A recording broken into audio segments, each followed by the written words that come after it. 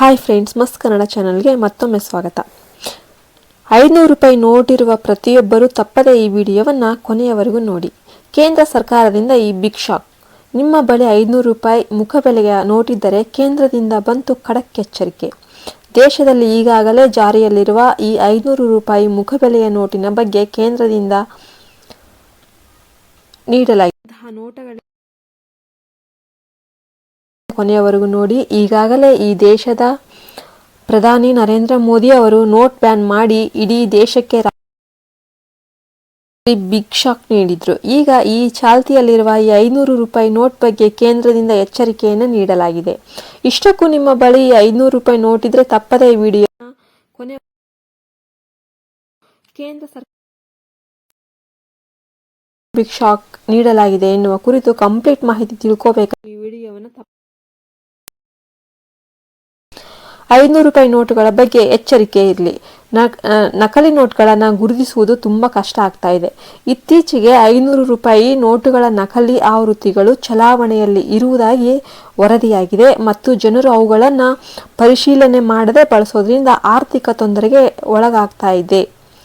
ಹೀಗಾಗಿ ನಕಲಿ ನೋಟುಗಳು ಅಸಲಿ ನೋಟುಗಳಿಗೆ ಅತ್ಯಂತ ಹೊಂದಾಣಿಕೆ ಸೇಮ್ ಇರೋದ್ರಿಂದ ಅವುಗಳನ್ನು ಗುರುತಿಸುವುದು ಸಾಮಾನ್ಯ ಪ್ರಜೆಗೆ ತುಂಬ ಕಷ್ಟ ಆಗ್ತಾ ಇದೆ. ಈ ಸಂದರ್ಭದಲ್ಲಿ ಜನರು ಜಾಗರೂಕರಾಗಿ ಇರಬೇಕು ಮತ್ತು ನೋಟುಗಳನ್ನು ಸ್ವೀಕರಿಸುವ ಮುನ್ನ ಅಗತ್ಯ ಪರಿಶೀಲನೆ ಮಾಡಬೇಕು. ಈ ನಕಲಿ ನೋಟುಗಳ ಪ್ರಕಾರ ಮತ್ತು ವ್ಯತ್ಯಾಸಗಳು. ನಕಲಿ 500 ರೂಪಾಯಿ ನೋಟ್ಗಳಲ್ಲಿ ಕೆಲವು ಸೂಕ್ಷ್ಮ ವ್ಯತ್ಯಾಸಗಳನ್ನು ಗಮನಿಸಲಾಗಿದೆ. ಈ ಕಾಗುಣಿತದಲ್ಲಿ ವ್ಯತ್ಯಾಸ. ಅಸಲಿ ನೋಟುಗಳಲ್ಲಿ ರಿಸರ್ವ್ ಬ್ಯಾಂಕ್ ಆಫ್ ಇಂಡಿಯಾ ಎಂಬ ಸುಂದರವಾಗಿ ತೋರುವ ಈ ಕಾಗುಣಿತದ ವಿಧಿ, ಅಂದರೆ ನಕಲಿ ನೋಟುಗಳಲ್ಲಿ ಈ ಕಾಗುಣಿತದ ಗುಣಮಟ್ಟ ಕಡಿಮೆ ಕಾಣಿಸಿಕೊಳ್ಳುತ್ತೆ. ಅಕ್ಷರಗಳ ಸ್ಥಾನ. ನಕಲಿ ನೋಟ್ಗಳಲ್ಲಿ ಈ ಅಕ್ಷರದ ಬದಲು ಎ ಅಕ್ಷರವನ್ನು ಬಳಸಲಾಗುತ್ತೆ.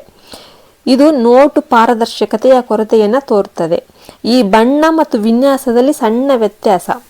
ಅಸಲಿ ನೋಟಿನ ಹಿಂಭಾಗದಲ್ಲಿರುವ ಚಿತ್ರ ಮತ್ತು ಬಣ್ಣಗಳು ಹೆಚ್ಚು ಸುಧಾರಿಸಲಿದ್ದು, ನಕಲಿ ನೋಟುಗಳಲ್ಲಿ ದಪ್ಪ ಅಥವಾ ಮೋಸ ಮಾಡುವ ಬಣ್ಣಗಳು ಕಾಣಿಸಬಹುದು. ಈ ನಕಲಿ ನೋಟುಗಳನ್ನು ಗುರುತಿಸುವ ವಿಧಾನಗಳು. ನೋಟುಗಳನ್ನು ಸ್ವೀಕರಿಸುವಾಗ ಈ ಕೆಳಗಿನ ಅಂಶಗಳನ್ನು ನೀವು ಪರಿಶೀಲನೆ ಮಾಡಬೇಕು. ಈ ಗಾಂಧೀಜಿ ಚಿತ್ರ. ಅಸಲಿ ನೋಟ್ನಲ್ಲಿ ಮಹಾತ್ಮ ಗಾಂಧೀಜಿಯವರ ಚಿತ್ರ ನಿಖರವಾಗಿ ಸ್ಪಷ್ಟವಾಗಿರುತ್ತೆ. ನಕಲಿ ನೋಟುಗಳಲ್ಲಿ ಅದು ಅಸ್ಪಷ್ಟವಾಗಿರುತ್ತೆ. ಈ ಸುರಕ್ಷಾ ತಂತು. ಅಸಲಿ ನೋಟ್ಗಳಲ್ಲಿ ಸುರಕ್ಷಾ ತಂತು ನೋಟಿನ ಮಧ್ಯದಲ್ಲಿ ಕಾಣಿಸುತ್ತೆ. ಇದು ಬೆಳಕಿನ ನಡಿ ಸ್ಪಷ್ಟವಾಗಿ ಕಾಣುತ್ತೆ. ಇನ್ನು ಸಾಂಬಂಧಿಕ ಸಂಖ್ಯೆ ಮತ್ತು ಅಸಲಿ ನೋಟ್ಗಳಲ್ಲಿ ಸೀರಿಯಲ್ ಸಂಖ್ಯೆಯ ಅಂಕೆಗಳು ಸರಿಯಾಗಿ ಸ್ಥಿತಿಯಲ್ಲಿ ಇರ್ತವೆ. ಈ ನಕಲಿ ನೋಟ್ಗಳಲ್ಲಿ ಅದು ಅಸಮ ಸ್ಥಿತಿಯಲ್ಲಿ ಕಾಣಿಸಬಹುದು. ಈ ರಂಗ ಬದಲಾವಣೆ. ಅಸಲಿ ನೋಟಿನ ಬಲಭಾಗದಲ್ಲಿ ನೋಟು ತಿರುಗಿಸಿದಾಗ ಹಸಿರು ಬಣ್ಣದ ರೂಪದಲ್ಲಿ 500 ರೂಪಾಯಿ ಬದಲಾಗುತ್ತೆ. ನಕಲಿ ನೋಟುಗಳಲ್ಲಿ ಇದು ಕಾಣದೇ ಇರಬಹುದು.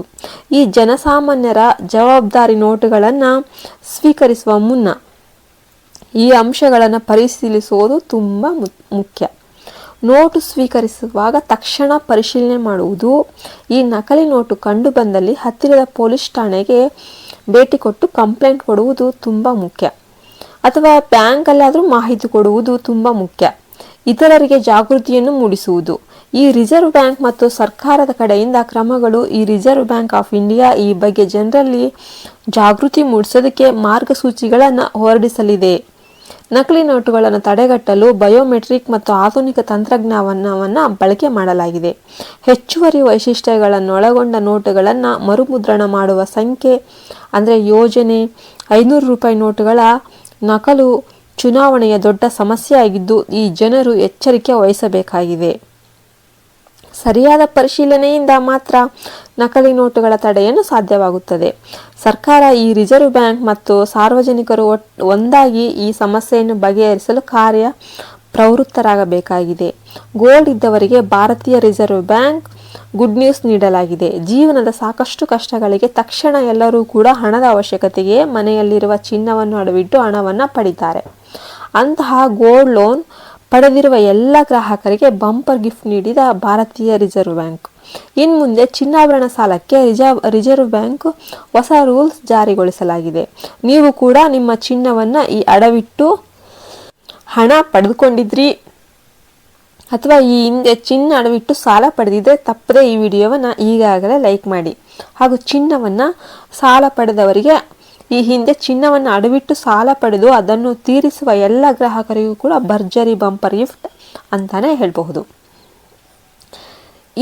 ಇದನ್ನೆಲ್ಲ ನೀಡಿದ ಈ ರಿಸರ್ವ್ ಬ್ಯಾಂಕ್ ಆಫ್ ಇಂಡಿಯಾ ನಮ್ಮ ಭಾರತೀಯರು ಚಿನ್ನ ಅಂದ್ರೆ ಪಂಚಪ್ರಾಣ, ಚಿನ್ನವಿಲ್ಲದೆ ಯಾವುದೇ ಸಮಾರಂಭಗಳು ನಮ್ಮ ಭಾರತೀಯರಲ್ಲಿ ಆಗೋದೇ ಇಲ್ಲ. ಪ್ರತಿಯೊಂದು ಆಚರಣೆಗೂ ಸ್ವಲ್ಪ ಆದ್ರೂ ಚಿನ್ನ ಬೇಕೇ ಬೇಕು. ಚಿನ್ನವನ್ನ ಬಳಸ್ತಾರೆ. ಅದರಲ್ಲೂ ಈ ಭಾರತೀಯ ಮಹಿಳೆಯರು ಇಷ್ಟ ಈ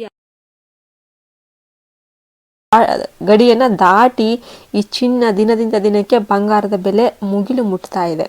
ಚಿನ್ನಾಭರಣ ಸಾಲಕ್ಕೆ RBIನಿಂದ ಹೊಸ ರೂಲ್ಸ್ ಜಾರಿಗೊಳಿಸಲಾಗಿದ್ದು, ಪ್ರತಿಯೊಬ್ಬ ಗ್ರಾಹಕರು ತಿಳಿದುಕೊಳ್ಳುವುದು ಅತ್ಯವಶ್ಯಕ. ಚಿನ್ನದ ಮೇಲೆ ಸಾಲ ಪಡೆದ ಪ್ರತಿಯೊಬ್ಬರು ತಪ್ಪದೆ ನೋಡಿ.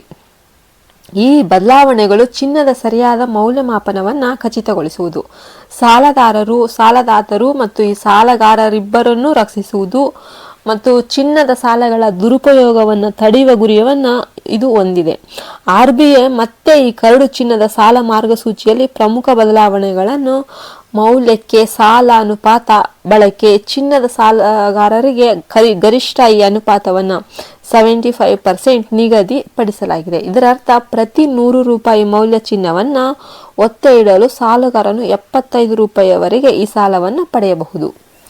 ಚಿನ್ನದ ಮೌಲ್ಯಮಾಪನ ಮೇಲಾಧಾರವಾಗಿ ಬಳಸುವ ಚಿನ್ನದ ಶುದ್ಧತೆಯನ್ನು ನಿರ್ಣಯಿಸಲು ಸಾಲ ನೀಡುವವರು ಈ ಪ್ರಮಾಣೀಕೃತ ಕಾರ್ಯವಿಧಾನಗಳನ್ನು ಸ್ಥಾಪಿಸಬೇಕು. ಈ ಮೌಲ್ಯಮಾಪನವನ್ನು ಅರ್ಹ ಪರೀಕ್ಷಕರು ನಡೆಸಬೇಕು ಮತ್ತು ಈ ಮೌಲ್ಯಮಾಪನದ ಸಮಯದಲ್ಲಿ ಚಿನ್ನ ಅಡ ಇಟ್ಟಿರುವವರು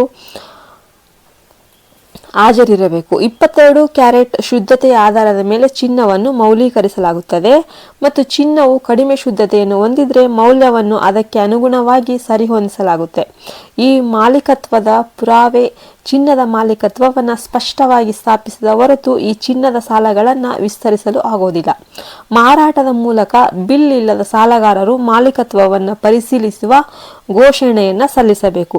ಸಾಲದ ಉದ್ದೇಶ, ಬಳಕೆ ಮತ್ತು ಆದಾಯ ಉತ್ಪಾದಿಸುವ ಉದ್ದೇಶಗಳಿಗಾಗಿ ಸಾಲವನ್ನು ವಿಭಿನ್ನವಾಗಿ ಪರಿಗಣಿಸಲಾಗುತ್ತೆ. ಅಲ್ಲದೆ ಹಣವನ್ನು ಉದ್ದೇಶಿತ ಮತ್ತು ಉದ್ದೇಶಗಳಿಗಾಗಿ ಬಳಸಲಾಗಿದೆ ಎಂದು ಖಚಿತಪಡಿಸಿಕೊಳ್ಳಲು ಸಾಲದಾರರು ಆದಾಯ ಉತ್ಪಾದಿಸುವ ಈ ಸಾಲಗಳ ಬಳಕೆಯನ್ನು ಮೇಲ್ವಿಚಾರಣೆಯಲ್ಲಿ ಮಾಡಬೇಕು ಮತ್ತು ಈ ಬಳಕೆ ಸಾಲಗಳು ವಿಶೇಷವಾಗಿ ಈ ಬುಲೆಟ್ ಸಾಲಗಳು ಅಸಲು ಮತ್ತು ಬಡ್ಡಿಯನ್ನು ಮುಕ್ತಾಯದ ಸಮಯದಲ್ಲಿ ಪಾವತಿಸಲಾಗುತ್ತೆ ಹಾಗೂ 12 ತಿಂಗಳವರೆಗೆ ಮಿತಿಗೊಳಿಸಲಾಗುತ್ತೆ. ಕೇವಲ ಚಿನ್ನದ ಮೌಲ್ಯ ಮಾತ್ರ ಅಲ್ಲದೆ ಆದಾಯ ಉತ್ಪಾದಿಸುವ ಸಾಲಗಳ ಮೊತ್ತ ಮತ್ತು ಅವಧಿಯು ಈ ಸಾಲಗಾರನ ಕ್ರೆಡಿಟ್ ಅವಶ್ಯಕತೆಗಳು ಮತ್ತು ಚಟುವಟಿಕೆಯಿಂದ ನಿರೀಕ್ಷಿತ ನಗದು ಹರಿವನ್ನು ಆಧರಿಸುತ್ತೆ. ಈ ಸಾಲದ ಪ್ರಮಾಣದ ಮೇಲಿನ ನಿರ್ಬಂಧಗಳು ನೀವು ಸಾಲ ಪಡೆಯಲು ಚಿನ್ನ ಒತ್ತೆ ಇಡುತ್ತಿದ್ರೆ ಸಾಲಕ್ಕಾಗಿ ಒತ್ತೆ ಇಡಬಹುದಾದ ಗರಿಷ್ಠ ಚಿನ್ನವನ್ನು ಪ್ರತಿ ಸಾಲಗಾರರಿಗೆ 1 kg ಮಿತಿಗೊಳಿಸಲಾಗಿದೆ. ಚಿನ್ನದ ನಾಣ್ಯಗಳಿಗೆ ಮಿತಿ ಪ್ರತಿ ಸಾಲಗಾರನಿಗೂ 50 ಗ್ರಾಂ ಮತ್ತು ಬೆಳ್ಳಿ ನಾಣ್ಯಗಳಿಗೆ 500 ಗ್ರಾಂ ಮಿತಿ ಎಂದು ನಿರ್ಬಂಧ ಹೇಳಲಾಗುತ್ತಾ ಇದೆ. ಅಲ್ಲದೆ ಹಳೆಯ ಸಾಲದ ಎಲ್ಲ ಭಾಗ್ಯಗಳನ್ನು ತೀರಿಸಿದ ನಂತರ ಅವೆಲ್ಲ ತೀರಿಸದೆ ಹೋದ್ರೆ ಅದೇ ಚಿನ್ನದ ಮೇಲದಾರನ್ನು ಒತ್ತೆ ಇಡುವುದಕ್ಕೆ ನಿಷೇಧಿಸಲಾಗಿದೆ. ಸಣ್ಣ ಸಾಲದಾರರಿಗೆ ವಿನಾಯಿತಿಗಳು ಮತ್ತು ಈ ಮಧ್ಯೆ ತಕ್ಷಣ ಆರ್ಥಿಕ ಅಗತ್ಯಗಳಿಗಾಗಿ ಚಿನ್ನದ ಸಾಲವನ್ನು ಅವಲಂಬಿಸಿರುವ ಈ ಬಡ ಮತ್ತು ಮಧ್ಯಮ ವರ್ಗದ ಕುಟುಂಬಗಳು ಅಸಮಾನವಾಗಿ ಪರಿಣಾಮವನ್ನು ಬೀರದಂತೆ ನೋಡಿಕೊಳ್ಳಲು 2 ಲಕ್ಷ ರೂಪಾಯಿಗಿಂತ ಕಡಿಮೆ ಸಾಲವನ್ನು ಈ ಕಠಿಣ ನಿಯಮಗಳಿಂದ ವಿನಾಯಿತಿ ನೀಡಬೇಕೆಂದು ಹಣಕಾಸು ಸಚಿವಾಲಯ ಸೂಚಿಸಿದೆ. ಚಿನ್ನದ ಸಾಲಗಳು ಅನೇಕ ಕುಟುಂಬಗಳಿಗೆ ಈ ಜೀವನಾಡಿ ಆಗಿರುವ ತಮಿಳುನಾಡಿನಂಥ ರಾಜ್ಯಗಳಲ್ಲಿ ಇದು ಮುಖ್ಯವಾಗಿದೆ. ಇನ್ನು ಚಿನ್ನದ ಮೇಲೆ ಸಾಲ ಮಾಡಿ ಸಾಲ ತೀರಿಸದ ಕಾರಣ ಚಿನ್ನದ ಸಾಲದ ಈ ಡಿಫಾಲ್ಟ್ಗಳಿಂದ ಸಂಖ್ಯೆ ಹೆಚ್ಚಾಗುತ್ತಿರುವುದು ಈ ಮಾರ್ಗಸೂಚಿಗಳಿಗೆ ಪ್ರಾಥಮಿಕ ಕಾರಣ. ಇದು ಮತ್ತು ಹೆಚ್ಚಿಸಲು ಕಾರಣ ಆಗ್ತಾ ಇದೆ. ಚಿನ್ನದ ಮೌಲ್ಯ ಹೆಚ್ಚಾದಂತೆ ಸಾಲಗಳ ಸಂಖ್ಯೆ ಕೂಡ ಹೆಚ್ಚಾಗ್ತಾ ಇದೆ. ಸಾಲ ತೀರಿಸಿದ ಸಂದರ್ಭದಲ್ಲಿ ಕೂಡ ಚಿನ್ನವನ್ನು ಹರಾಜು ಮಾಡೋದ್ರಿಂದ ಸಾಲಗಾರನು ಹಣವನ್ನು ಮಾತ್ರವಲ್ಲದೆ ಗಮನಾರ್ಹ ಭಾವನಾತ್ಮಕ ಮೌಲ್ಯವನ್ನು ಹೊಂದಿರುವ ಅಮೂಲ್ಯವಾದ ಆಸ್ತಿಯನ್ನು ಸಹ ಕಳೆದುಕೊಳ್ಳಬಹುದು. ಚಿನ್ನದ ಮೌಲ್ಯ ಕಡಿಮೆ ಆದರೆ ಅಥವಾ ಸಾಲದಾರನ ಸಾಲದ ಪೂರ್ಣ ಮೌಲ್ಯವನ್ನು ಪಡೆದ್ರೆ ವಿಫಲನಾದರೆ ಚಿನ್ನದ ಮೌಲ್ಯಕ್ಕೆ ಹೋಲಿಸಿದರೆ ಅತಿಯಾದ ಸಾಲಗಳು ಸಾಲದಾರನಿಗೆ ಗಮನಾರ್ಹ ಆರ್ಥಿಕ ಒತ್ತಡಕ್ಕೆ ಕಾರಣ ಆಗ್ಬೋದು.